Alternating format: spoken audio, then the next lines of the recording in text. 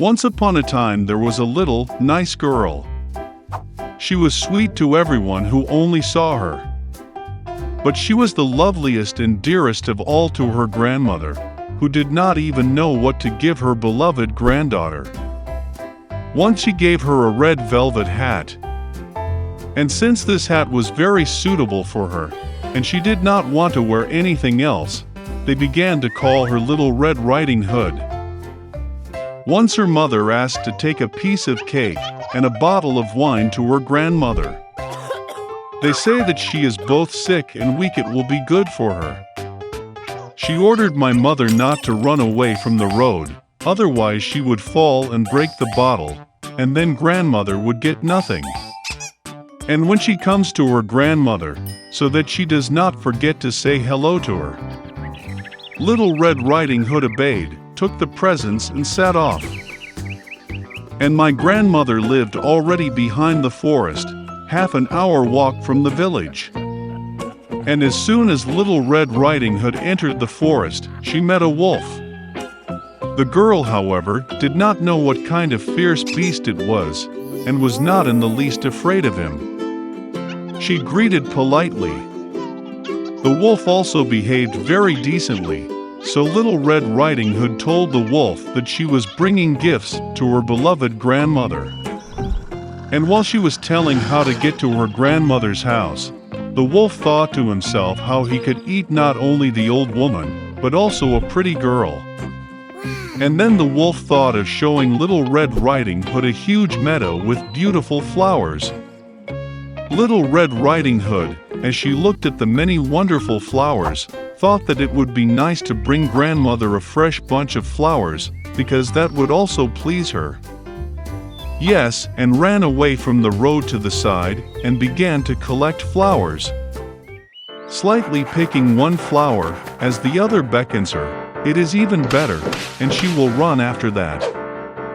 And so it went further and further into the depths of the forest. And the wolf ran straight to grandmother's house and knocked on the door. Grandma asked who was there. And the wolf replied in a thin voice that it was Little Red Riding Hood who brought the pie and wine. The old woman believed and ordered to press on the latch and enter. The wolf pressed the latch, the door flew open, and he ran to his grandmother's hut.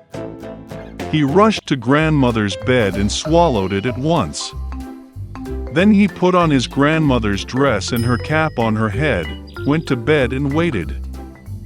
Meanwhile, Little Red Riding Hood ran and ran after flowers, and when she collected as many of them as she could carry, then she again remembered about her grandmother and went to her house.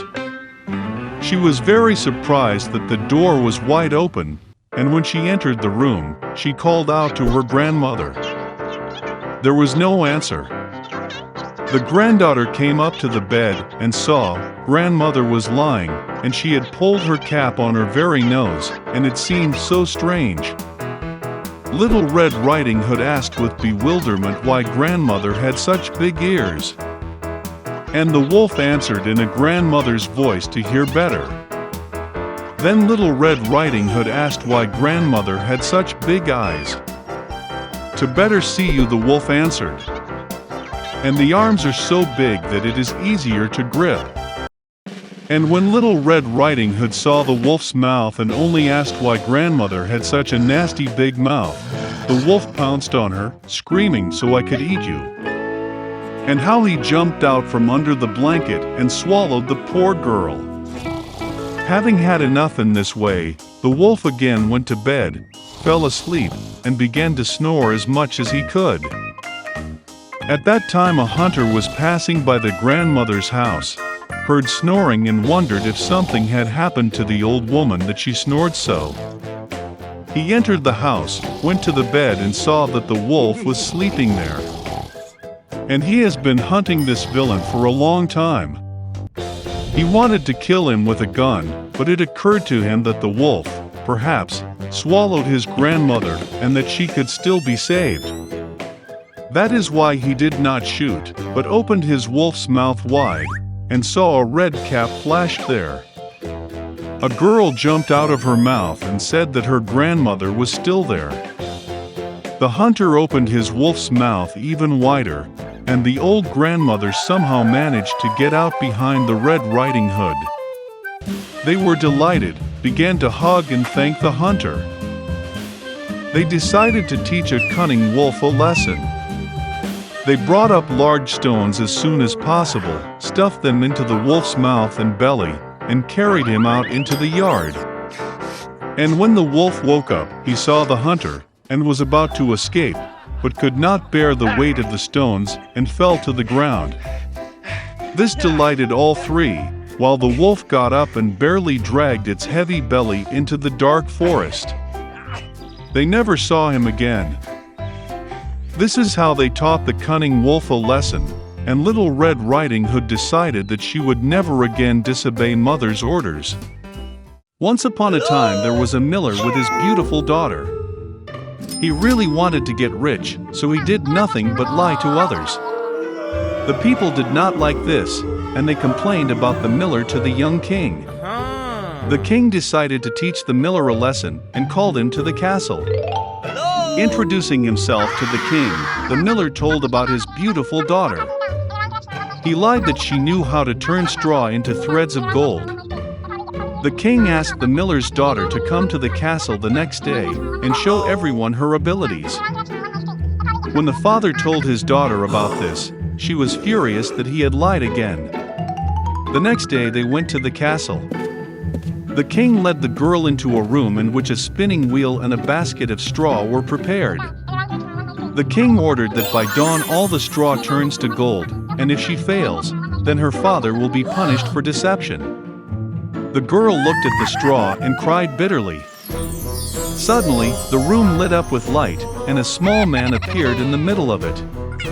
The midget asked why she was crying. The girl told him everything. The little man offered to help, but in return he asked for a necklace that hung around the girl's neck.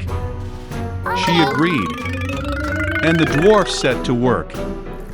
As soon as he turned all the straw into gold, the little man disappeared as suddenly as he appeared. Morning has come. The king entered the room and was amazed at what he saw. Cool. The girl was happy. But instead of letting her go, the king brought in more straw. He ordered to turn it into gold by morning. The girl began to cry again. But then the dwarf appeared before her again. This time he asked in return for a precious ring that her mother had given the girl. The dwarf took the ring and began to spin straw. By morning the baskets were full of gold. When the king entered the room, he was very pleased. Cool. But instead of letting go of the girl, this time he filled the whole room with straw. The king ordered all the straw to turn to gold by dawn. In return, he promised to pardon his father and make her queen. As soon as the king left the room, the dwarf appeared again. But this time, the girl couldn't give him anything. And then the little man said that he would turn the straw into gold if in return the future queen would give her child, who would be born. The girl saw no other way out, and therefore accepted his offer. When morning came, the king saw gold, and was very happy. This time he kept his promise. He freed the girl's father, and made her his wife. So the miller's daughter became queen. After a while, her child was born. And one day, when the girl was putting him to bed, a little man appeared. He warned that he would take the child in 3 days if the queen did not find out the dwarf's name. As soon as the little man disappeared, the girl asked the servants to make a list of all the names in the kingdom. By morning the servants brought the list. When the dwarf appeared, he asked the queen what his name was. She began to read all the names on the list one by one. When the queen had finished, the little man said that none of the names fit. And he disappeared. The girl asked the servants to make a list of all the names in the neighboring kingdoms. By morning, the servants had written on a piece of paper all the names they found. When the dwarf appeared, he asked the queen what his name was. She began to read all the names on the list one by one. But there was no right one among them. No. And the little man disappeared. The queen asked the servants to visit all known countries and collect as many names as possible.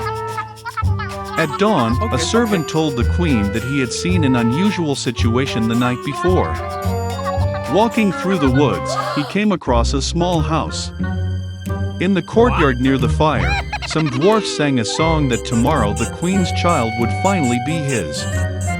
And at the same time joyfully shouted out his name. His name was Rumpelstiltskin. When morning came, the dwarf appeared again. He asked the queen what his name was. The girl pretended not to know his name and began to read the names from the list. With each new wrong answer of the queen, the little man became more and more joyful. Finally, the girl uttered his name. And at the same moment, the ground under the feet of the dwarf crackled, and he fell into a huge hole. So the queen got rid of the greedy little man. Later, she told the king about everything. He saw that the queen was sorry for what had happened and forgave her. Okay. Since then, they have lived happily ever after.